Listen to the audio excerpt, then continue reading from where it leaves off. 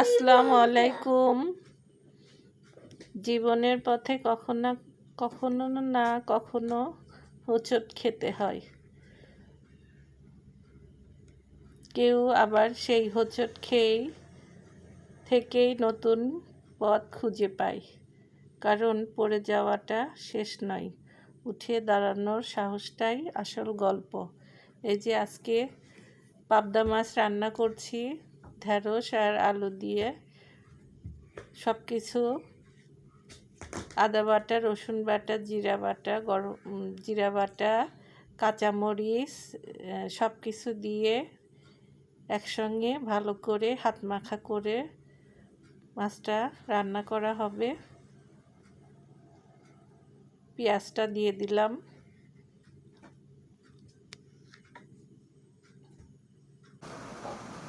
সবার জীবনেই নেমে আসুক সুখ, ভালোবাসা, শান্তি।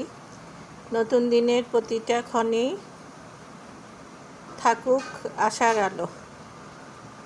সকলের দিন অনেক ভালো কাটুক এই কামনাই করি সবসময়। পাবদা মাছ ভেজেও রান্না করা যায়, আবার হাত মাখা করেও রান্না করা যায়। বেশি করে ঝাল পেঁয়াজ দিয়ে হাত মাখা করে রান্না করলে ওটা খেতে টেস্ট লাগে। আবার ভেজে যদি মশলা কষিয়ে রান্না করা যায়, কষা করা যায়, তাহলে ওইটা খেতেও ভালো লাগে। পাবদা মাছ সব কিছুভাবেই রান্না করলে ওটা খেতে ভালো লাগে। ভাগ্যর অপেক্ষায় বসে থাকলে সময় হারাবে, চেষ্টা করলে ভাগ্য একদিন বদলে যাবে। যুক্ত হয়ে লাইক কমেন্ট করলে একে অপরকে সহযোগিতার মাধ্যমে সামনের দিকে এগিয়ে যাওয়া যাবে।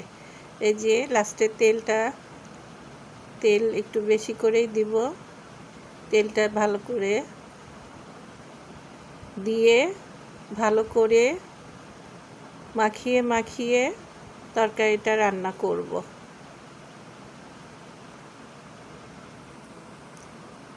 গাছের ঢেঁড়স, তাজা টাটকা একদম। আলু দিয়ে ঢেঁড়স দিয়ে পাবদা মাছ চচ্চড়ি। কে কী রান্না করলেন কমেন্ট বক্সে জানাবেন। যখনই আমরা আমাদের প্রাণপ্রিয় নবী হজরত মুহাম্মদ সাল্লাল্লাহু আলাইহি সাল্লামের যখনই শুনব, তখনই সাল্লাল্লাহু আলাইহি সাল্লাম বলবো। পরিবারে যুক্ত হওয়ার জন্য ইনভাইট